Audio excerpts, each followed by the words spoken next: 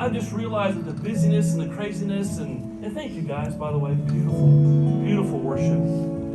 The craziness of this world, and you wake up and the world shouts, hurry, go, run, faster, produce more, come in earlier, stay later. Yeah.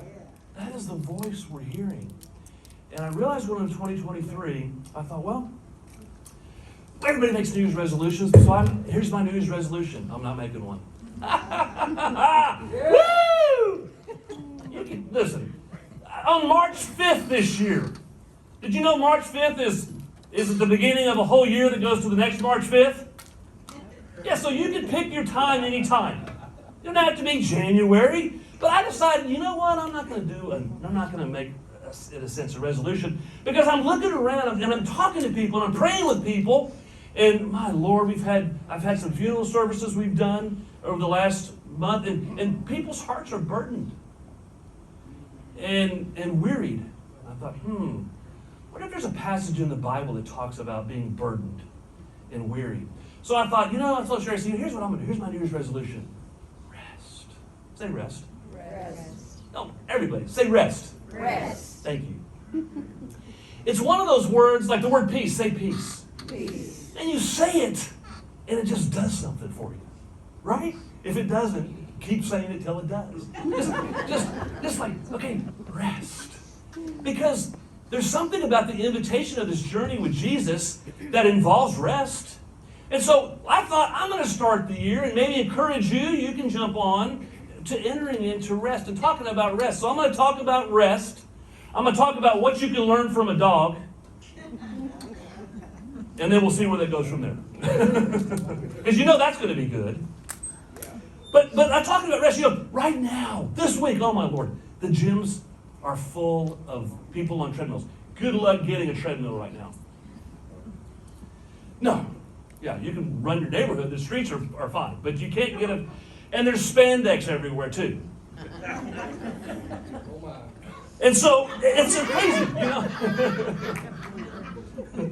But it helps hold things in place. Okay. But I thought, you know what? That with the voice and the cry of our culture, the demand for more, do more, run faster, be more productive, be more efficient. It is so easy for our hearts and our emotions and even physically, but I'm dealing with the spiritual today, to be kind of weary and burdened. And so Jesus came along. God wants to be a shepherd to you and to me, so that you can live free from a burdened heart. Yeah, how many of you want that? Yes. Or a soul that feels burdened. You come into the 2023, it's like, okay. And so I felt a little like that too. And so I thought, this year, I'm not making a resolution. But I'm going to reflect. Instead of resolution, I thought, how about refocus? Refocus on some things I already know.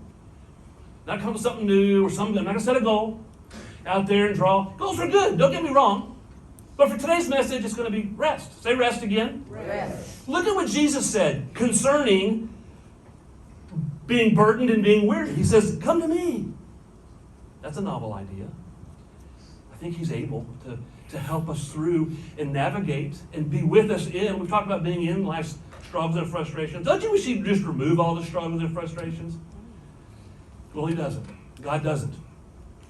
But the beautiful move you can make in your navigational journey as a disciple is that, he's right here with me in this loss, in this job change, in this relational struggle, because he never leaves you and never forsakes you. So I can rest in that. So he says, come to me, all who are weary and burdened, and I will give you, say it? Rest. Woo! Feeling better as you say it, isn't it? He says, take my yoke upon you and learn from me, for I'm gentle and humble in heart, and you will find rest for your souls, your heart. That's where I want to launch into 2023. I'm fired up about 2023. I'm excited about High Point Church. I'm excited about where we're headed in my heart and my spirit. But I got to start from a place right here of rest. And I want to challenge you that maybe that's what you need to do as well. And you can do this in addition to other things that you feel like God's shown you. So come to me, all who are weary and burdened, I will give you rest. Take my yoke upon you, learn from me, for I'm gentle and humble in heart, and you will. It's a promise. You will find rest for your souls. And peace is a good thing. I've got John 14 here as well that jumped out to me this week. But he just says, my peace I leave with you. My peace I give you. Not the peace that the world offers. You know, the peace that the world offers never satisfies, never fulfills. So Jesus makes it a point to say, my peace I give you. And he has to then clarify, not the peace that you're seeking in the world, but what I offer. And then don't let your hearts be troubled or afraid. Don't let them be burdened or weary, because you can come to me. So, and by the way, when I talk about peace and rest, I'm not talking about going back to life on Little House on the Prairie. That's not what I'm talking about. Peace is not inactivity. Rest is not inactivity. And by the way, there's a time when moving fast is good. Being productive, being efficient, being excellent. Those are all great things, and I'm not talking about those today. Those are all important parts of being a creation of God. Part of your glory as a human, to produce, to create, all that's wonderful. But if your life is just this rushed, unblinking movement from one thing to the next, where you're trying to cram as much into this space between now and the grave, you're going to have an unhealthy heart. You're going to have a burdened and weary soul. That's the result of that. You end up with a soul that's weary or burdened. So to help avoid that, God gave us something very important. And right, Katie. So he said Sunday. It's a day of rest. It's a Sabbath rest. But the truth is, it can be any day. And Paul addresses that later. But it's interesting. He gives us the human race, a commandment. I think this might be the most violated commandment of all the 10. It goes like this, Exodus 20. God said, remember the Sabbath day and keep it holy. 6 days you shall labor and do all your work. But the seventh day is a Sabbath day to the Lord your God. You shall not do any work. So like I said, instead of focusing on resolution this year, I thought, well, I'm going to start 2023 by reflecting in the weeks ahead, for me anyway, on this particular passage and kind of chewing on this like a piece of chewing gum and pulling out from this the life that I feel like God has in this idea of rest, Sabbath rest, Sabbath resting from labor and work and toil and stress and maybe the internet and social media. Those might be included in our day. They probably would be in this passage if it was written today. Rest. This is cool. God himself rested. Yeah.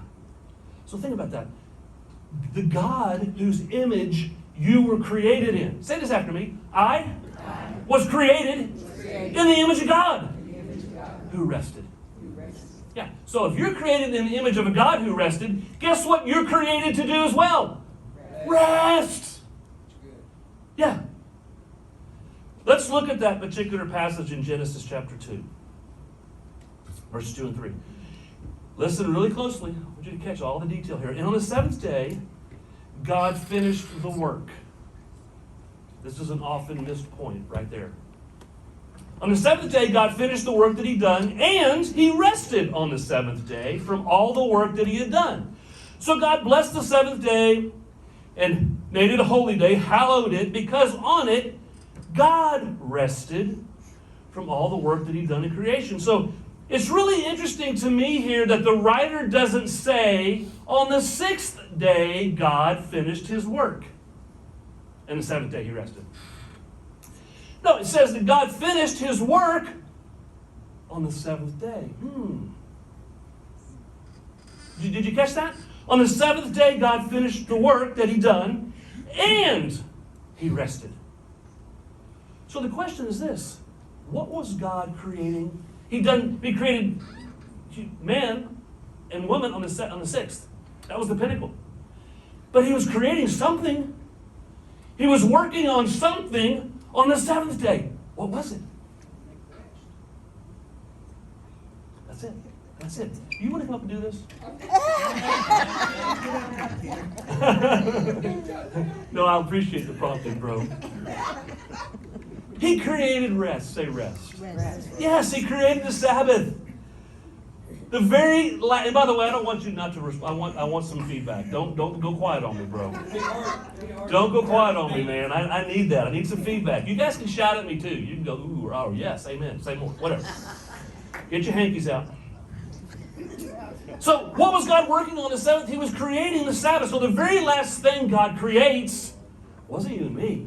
God created rest. He created Sabbath, a holy day. This is important too. He creates a holy space and time, not a geographic location. Did you catch that? He creates a holy space, not a holy location, not a holy place, a holy day. So God created a holy day, which is time. He created a space and time in your day, in your week, where you rest. He didn't create a holy space. That's why when you woke up this morning, God didn't create a holy location. That's why when you woke up this morning, guess where you woke up? In the temple. You woke up in the temple because the Bible says the earth is the Lord's and everything in it. There's no exceptions. When you woke up in the temple of God. The earth is the Lord's. This is His.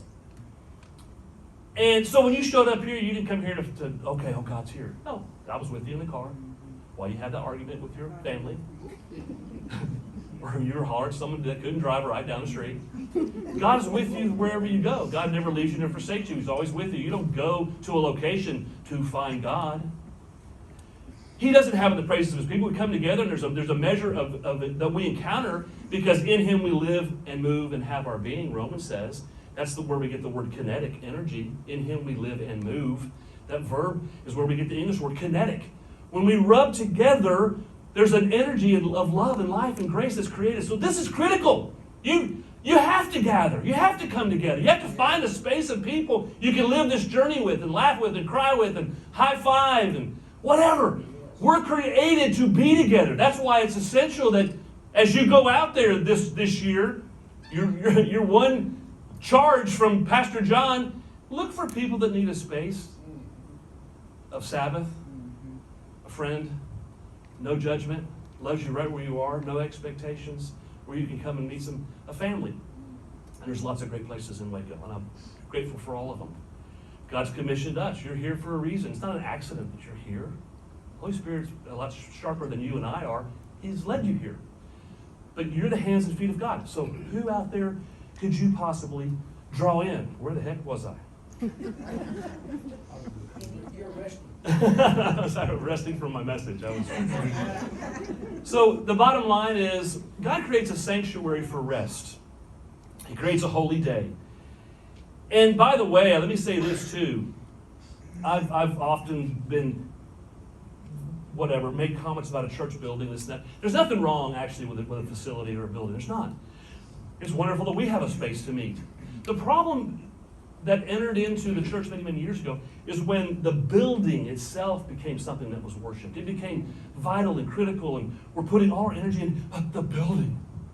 Yeah. And churches have gone through splits because someone didn't like the color of the carpet in the building, for God's sake.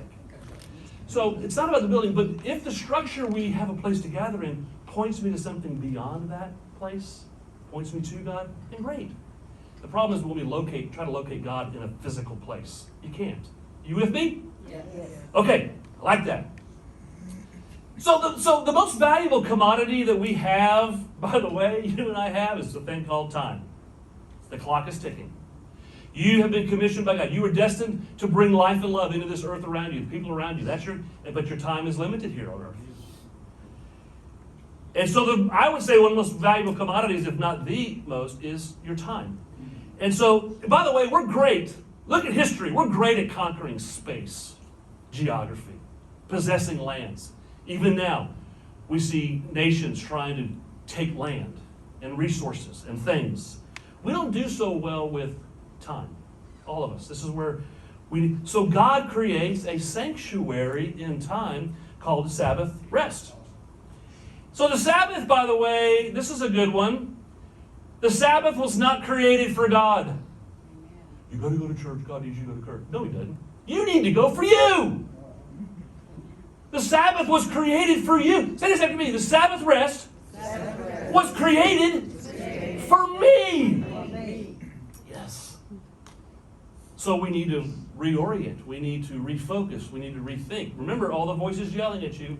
Hurry, hurry, hurry. Get there sooner. Stay later. Work hard. Be more productive. Da, da, da. Buy more. Get more. It's so we need to take a pause. Not make a new resolution. We need to refocus on this thing called rest.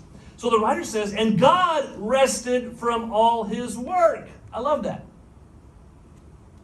Which means because you were created in God's image, you were created for rest. This is essential. This is needs to be a part of the recipe of your life. The balance, the rhythm of life has to include this, rest. So I love it. It says, and God rested. Why does God do that? Besides the fact that you were in his image and created for you. Why do you think God rested? Clearly God was not exhausted. God was burned out from all the 6 days of work. No. Or on the last day, on Friday, God said, oh, thank me, it's Friday. You got to think about that one for a second. No. It's because in the creation story, one of the things you can draw from the story, the bigger picture, is there's a rhythm to existence. There is a balance to living a healthy life. See, we see God work and rest. There's activity, and then God steps back and reflects. There's production, there's gratitude. These are all a picture of God saying, you need that balance too. We've been really busy lately. Sherry's like, man, John, we have it. Thursday night's usually our date night. It's been crazy. I come home exhausted, working with the kids at school. And at 4 o'clock, I want to just put the lazy boy, perfect name for that thing, right? The lazy boy out. And give me the remote. Let me get caught up on something and whatever that, or I just put music on. And just go like that. And she laughs, so this Thursday, I was like, honey, we got our date night. I said, babe, let's go. Because you've got to create space and balance, not just in life, not just in work, but at home. Time with the kids. Time with your spouse. A moment. You've got to create Sabbath moments. Really, that's what that is. It's a space where we rest from the toil of the day, which isn't bad, and we refocus on what a gift. Oh my gosh. Sherry, what a gift. Are you kidding me? What a blessing, the joy, when I see her face, I light up because there's something beyond that beautiful face that captures my heart. And if I don't take time to see that and reflect on that, I'll get out of balance. And so will you. So rest. So God ordains this rhythm where we remember life's about way more than what you can cram into it between now and the grave. Life's not this frenzied race. Grace, by the way, says you don't have to do a thing. That's a hard one to wrap your brain around. That's how beautiful grace is. Preachers, teachers, church people, non-church people, the world still want to implement standards on people. You've got to measure up to my standard. Woo, they're going to hell. Really? How do you know? How do you know for sure? You don't. What you do know is God's grace is bigger than you. And you enter into that grace and you don't judge, you just love. Encourage. I'm here for you. I don't understand. So I don't have to get all that.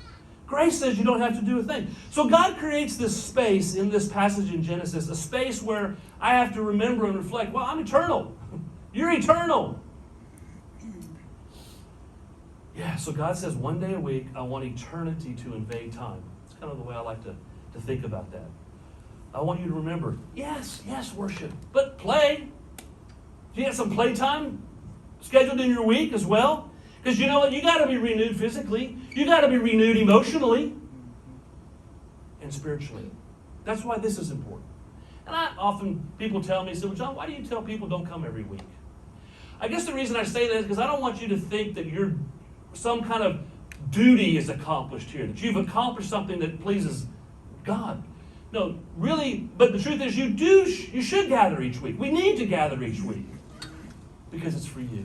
It's for your heart to get refreshed and encouraged and charged up, for you to connect. You're designed to run this race with other people. So get her every week, doggone it. Oh, yeah, you need to play. You need to see. Otherwise, if we don't have this balance and this rhythm in our life, you're going to skim through life. You're going to skim through your marriage. You're going to skim through relationships and work and all that instead of living. There's a guy named Abraham Heschel, and writes a lot about Jewish thought and writes a lot about the Sabbath. Here's a quote he wrote. I like this. He said, 6 days a week we wrestle with the world, wringing profit from the earth. On the Sabbath, we especially care for the seed of eternity planted in the soul. Yeah. The world has our hands, but our soul belongs to someone else. Oh, isn't that good? Yeah, so creating a Sabbath space doesn't necessarily happen on Sunday. That's fine. Maybe Sunday afternoon. For some of you, it might be a Monday afternoon or whatever. But are you creating space in the rhythm of your life where you take a Sabbath rest with your family, with your kids, with your spouse, from work? This is critical. A lot of people say, well, it has to be on Sunday. It doesn't. It doesn't have to be on Sunday. Sunday is not different from any other day of the week. It just happens to be in our culture a good day for us to gather. You understand that? Right. They were dealing with this back then. Paul had to address the Corinthians, for crying out loud, because they were making everything legalistic again. Even the Galatians, there's a passage in Galatians who says, you foolish Galatians, how, having started in grace, do you think you're going to finish your pilgrimage in law? So they got the message of grace, and all of a sudden they started, well, but for you, you got to go get circumcised. And for you, you can't take communion. So they started implementing, they started in grace. So the point is this, we do the same thing. We drift away from grace into legalism. Paul says, so my point is this, for you, find your Sabbath rest. Where is that moment in the week for your family, you and your spouse or kids, where you carve out a time and say, boom, I'm coming to church, going to hang out at High Point, but then I'm going to have some Sabbath moments where you just enter into the rest and you find a space away from the weariness where Jesus can take the burden off of your soul. This is good stuff, guys. One of the things that helps us discover peace and rest, and I've already said this, is refocus on what matters. So instead of a resolution, if you've got one, go with it, go. By the way, if you're thinking about working out at the gym, give it about 6 weeks, there'll be no one on the treadmills. It'll all open up. Discounted monthly fees and all that happen about March, so hang in there. So instead of a resolution, maybe what I need to do is really I'm just going to refocus on what I know that matters. And I think that's what Sabbath is about. It's where I become intentional about remembering. Instead of a resolution, I'm going to remember what matters. I'm going to create a space to find rest in. It's about, really, in a lot of ways, Sabbath is about remembering that life's not about winning. It's about compassion and grace and love and forgiveness. It's not about being on top. It's not about climbing the corporate ladder. Those things might be okay. And the thing is, I'm reminded about this idea of Sabbath rest. This whole message really kind of came from the time I've been spending with my kids at school. Special ed kids. And they are special. I love them so much. I love these kids. And there are tough days. And there are moments where they're angry at something and they direct it towards a teacher. A kick or a hit or a scratch or a bite. I've come back bleeding. One day I had a bite. I didn't realize that I looked down on my sleeve and just covered with blood. Because I had been bitten. And the kids have a hard time expressing sometimes what it is that's going on in their heart, and they can't, they're not verbal. They have talkers, but they can't. So it's expressed with physical anger, frustration, yelling, hitting. And so we get our arms around them, we love them, encourage them. But I'm often reminded too by these kids about how every moment is a Sabbath moment. Can be. Because they're not all about winning. They're not all about getting something. They're like into the moments. And so it's a good reminder. And last year I had a few of my kids were in the Special Olympics. And so I was responsible for 3 of them. And we had the football field at Midway at the track. And one of them had the 100-yard dash, but one of my guys, I'll call him Dalton, he had the softball throw. And the softball throw was set up like the shot put. So you had a circle. You couldn't go out of the circle. You'd go up to the line. And then you had certain lines you had to throw the ball between. And so you got 4 throws. And someone had entered Dalton into this because he's big. They thought, we'll put Dalton in that, and we'll put over here, and you're going to do the 100-yard dash and that kind of thing. So I was talking to him about proper technique, best I could. He was like, okay, Dalton, we're going to throw the ball. You can like this or like this. And so we're practicing over on the side. Well, he opted for the sidearm throw, which, by the way, is good for distance, but not good for accuracy. So finally, his name gets called to go up, and I position. Okay, all right, dude, right here. Okay, you see, we're gonna as far as you can that way. And I step back, and I got my camera video for family that couldn't be there, and so we're gonna video. First throw, pretty good. It's like this, and he's like this, stayed in the line. It's like good, but outside the line. Okay, dude, turn your body, let's go a little this way. Keep the sidearm thing, but let's start this direction first, and let's go here like this. Let's see if we can get it. So second throw, I go back. You see where this is headed. So he throw, this one like a rocket. And I'm like, whoa, Dalton, yes. And he's fired up. He's ecstatic at the great throw. But it's not in the lines. So I had to clarify with Dalton that we had distance was good, but we also need accuracy. We need the ball to land between these lines. So I came up with a plan. I said, here's the deal. I'm going to stand right out in the middle here. So instead of being over here filming, I go out about 10 or 15 yards in front of Dalton. I said, Dalton, throw the ball at Mr. R. That's what kids call me, Mr. R.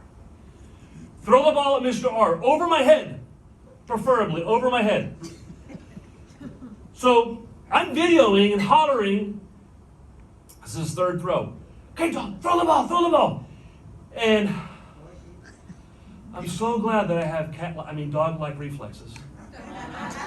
And so here comes the ball going straight at me like this, and I'm like, if you can see, I wish I had the video. I didn't save it. I gave it to the teachers, but I since deleted it. But so the phone, all you see now is the grass. Then it falls. Then you see the sky. Then you hear me picking up the phone, and you see me trying to find the location of the ball right down the middle. Oh, it was a great throw. I thought, okay, we're going to medal this year. This could be a bronze, a silver, maybe a gold. I don't know. Because I'm like, Dalton, you can win this thing. Okay, you've got it now. Here's your last throw. This is the last one. Let's make this one even better. So I'm back out there, camera. Okay, picks it up. The last one. Gets the ball. Drops the ball. Walks off to go hang out with his buddies over here. We're gonna win there. It's about winning, Dalton. You gotta. No, it was like the ultimate mic drop. Done, did it. I'm out of here. And I was like, oh my gosh, you could win this. But guess what? To Dalton, it wasn't about winning. It was having fun, enjoying the moment. It wasn't go faster, go harder, throw it farther, be the best, climb the. It was none of that. And I'm like going, okay, he knows more than I do. All my kids know many times more than I do about the incredible Sabbath moments God gives us that I could never put a price on. I can't put money on that. But we run after the dollar. We run after that. And this guy gets it. Well, this year, I started the year, so a whole year's gone by. And I started the year doing some subbing. And then the principal of one of the schools called me and said, Mr. R, would you consider finishing it? We had 2 people quit at the special ed class over here at this elementary. Would you consider helping that teacher and finish the year out to May, I said, let me pray about it. And Sherry and I talked about it, and so since November, I've had a full-time during the day with these other kids. And I love these kids, but I got to sub early in the year at my other school. So I show up, and guess who sees me coming in the cafeteria at 7 a.m.? Dalton! And he's about a foot taller and a little bit heavier.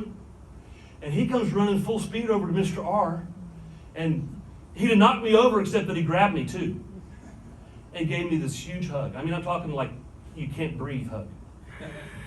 And Mr. R, he's hugging me. He's all excited. So we reminisce. He said, dude, this year you're going to do even better. It's going to be a good year at the Olympics. He's all fired up. But then I went over these other. So I've got some kids now, 7 kids that I help a teacher with from 5 to 9. So you can imagine every day is eventful and exciting and exhausting sometimes too. But the thing is, as a teacher, and some of you are teachers, you know that they always tell you every moment's a teachable moment. When they tell the administrators you have a big okay guys, every moment can be a teachable moment. But you know what? Many moments are teachable moments for me, where I learn from the kids. Where I learn that we don't have to get so worked up, guys, about the frenzy. So I want to finish today with a story. And I was reminded of it as I was reflecting on Dalton this week and my kids, and I was thinking about this story because it really ties into rest. Say rest. Rest. For some of you, it'll be the first time you hear it, but it's a great story. And this is what we can learn from a dog, by the way. And it's a story that involves T-ball. I'm sure most of you are familiar with it. My kids did T-ball down here at the First Woodway Family Center growing up. And it's pretty funny. But here's the story, and then we'll finish with this. And JB, you guys can come on if you want. Maybe in a minute. Just let me go half of the story. Then come on. I don't want to leave you standing up here. Rest. JB. Rest. All right, guys. Here we go. So this story it's really about Sabbath rest. So listen in. Last year, the writer says, my son played T-ball. This is the bottom step on the 20-rung ladder leading to the major leagues. The rules for T-ball are different in many ways from the major leagues. No agents, no reserve clause. You go to the team that chooses you. In fact, there's only 2 teams in our league with 25 kids on each team. Parents are really friendly to each other initially, but all that dissolves in several years as the lottery for positions in the select leagues comes closer and closer. In T-ball, every single player gets to bat every inning, regardless of how many outs there are. In fact, an out is a rare occurrence. And all 25 players play on the field each inning, which means players are littered through the infield, forming a wall of humanity through which it's virtually impossible for a ball to pass. Now, on each team, there's usually one player who insists on fielding every ball and then running after the base runner, never throwing it. Balls are never thrown. And in rare moments that a ball is thrown, it either goes over the head of the intended recipient or into the back of the runner. Typically, every player who scores has hit a home run, no matter how many times the ball's been thrown into the outfield, into the infield. So in T-ball, there's no such thing as an error. And in T-ball, each player has a completely different concept of the score. And of course, in T-ball, kids have to go to the bathroom as soon as the game starts. During the middle of the game, parents actually go out onto the field and console their little children who skinned their knees or bumped into their neighboring infielder. And of course, in T-ball, no one pitches. The ball sits on a plastic tee, waiting for the batter to hit it, which happens about once every 3 batters. Now, on the other team, there was a girl called Tracy. Tracy came every week. I knew who Tracy was because my son's team always played her team. She was not very good. She wore Coke bottle glasses. She had hearing aids in each ear. She ran in a loping fashion, carefree way, one leg pulling after the other, and one arm windmilling wildly in the air. Everyone in the bleachers cheered for her regardless of what team their kid played on. In all the games I saw, she never hit the ball, not even close. It sat there on the tee, waiting to be hit. And it never was. Sometimes after 10 or 11 swings, Tracy would hit the tee, and the ball would fall off the tee and sit on the ground 6 inches from home plate. And the coach would yell, "Run! Run, Tracy!" And she would lope off to first base, clutching the bat in both arms, smiling. And one of the infielders usually woke up, ran her down with the ball before she reached first base. And then everyone cheered and applauded.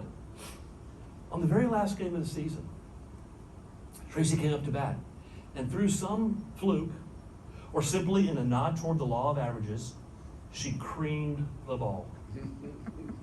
She smoked it right up the middle through the legs of 17 players. Kids dodged the ball as it went by. They looked absent-mindedly at it as it rolled, unstopped, seemingly gaining speed, hopping over second base, heading into center field. Once it reached center field, there was no one there to stop it. Oh, haven't I told you? There are no outfielders in T-ball.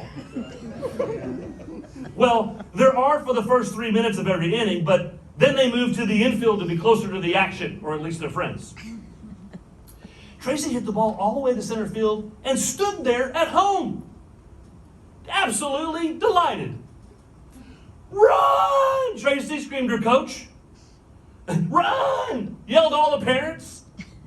Every single parent in the stands stood on their feet in excitement and screamed, "Run, Tracy, run!" Tracy turned to the folks in the bleachers and smiled. But happy to please, she galloped off to first base. The first base coach is waving his arms wildly to round the bag. Go to second. But Tracy stops at first. "Keep going, Tracy, keep going," said the coach. Well, happy to please, she headed to second base.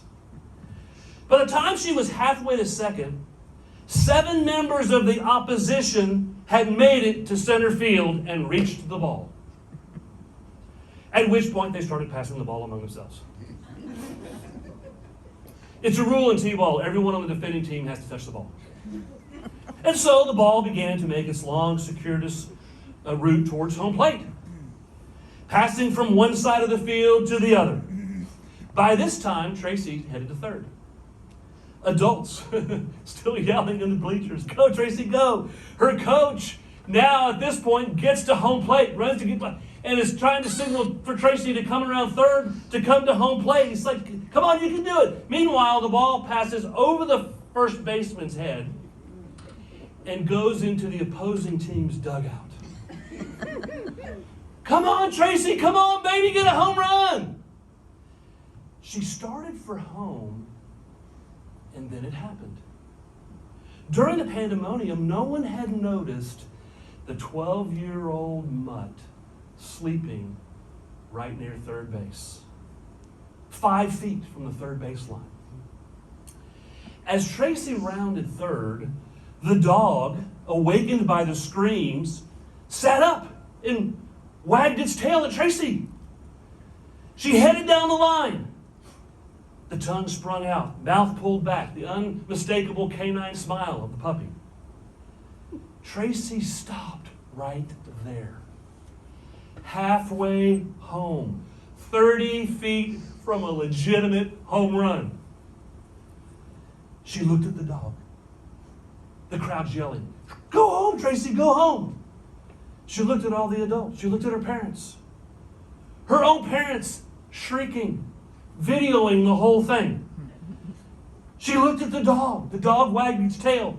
She looked at her coach standing at home plate. She looked at the dog. She looked at her coach. It's like everything went into slow motion. And she went for the dog. It was a moment of complete stunned silence. And then perhaps, not as loud, but deeper, longer, more heartfelt, we all exploded in applause as Tracy fell to her knees to hug the dog. Two roads diverged on the third base line that day, and Tracy went for the dog. Oh man, I love that story. And there's a lot we can learn from Tracy and others. See, because you were created in the image of God. You can come on, bro. You can come on. I want you to know something. You were created in the image of God. Every one of you.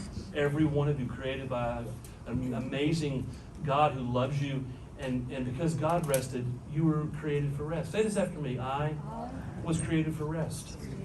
Yeah, that was a Sabbath moment. That story, believe it or not, was a great picture of a Sabbath moment. See, the Bible says, 5 days, 6 days a week, you go for home plate.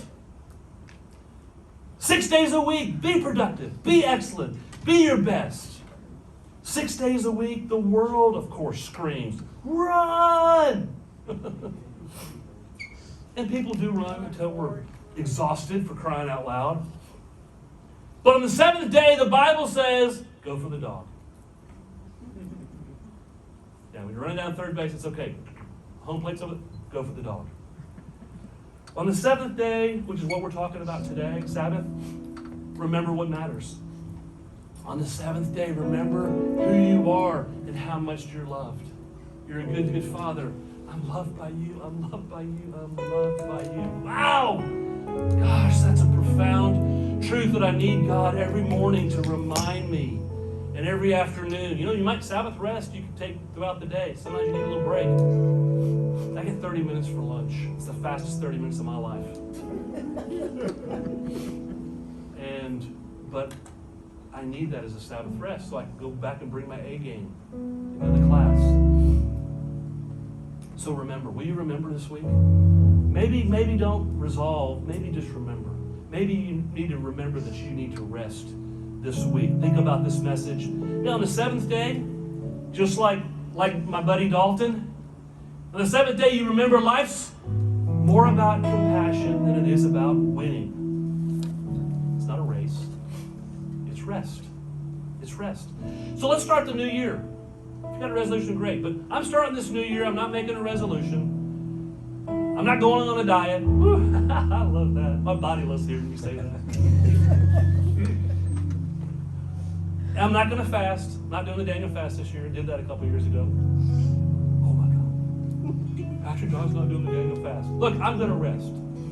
And out of that rest, yes, God may direct me to do some things balanced. I want to eat better. I know those things, but I want to refocus on what's important. My beautiful wife, my kids, my friends right here. Y'all are more valuable to me than you know. These guys back here, lifelong friend right here. And many of you, I can point that, my Lord, I've known you. I'm looking back here, weddings that I did, how many years ago, guys? How long have you been married now? Okay.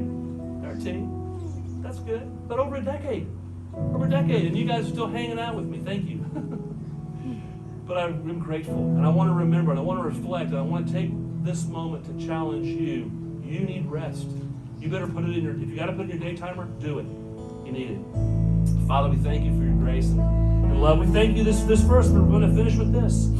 Come to me, all you who are weary and burdened, and I'll give you rest. There's a solution. We can come to him. We can honor this idea of the Sabbath. It's not a day, it's not Sunday. It's the moments in your life that you allow God to bring you to a point of just, okay, I'm going to rest. I'm going to be still and know he's God.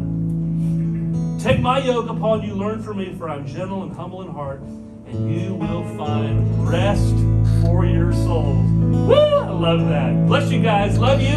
Hey, listen, here's something I want you to do. I want everybody to take one of those QR codes on your way out. Just put it in your wallet. You have it. I mean, God may prompt you sometime this week. You know what? I want to sow a seed. I want to do a blessing. You just put your camera on that deal, and a little link comes up on your phone. It takes you right to our giving.